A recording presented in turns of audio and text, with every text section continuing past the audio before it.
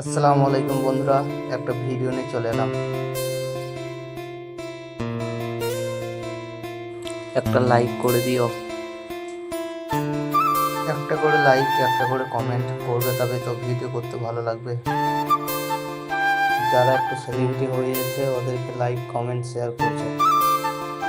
তো বন্ধুরা, লাইক করে এখানে পাশে থেকো।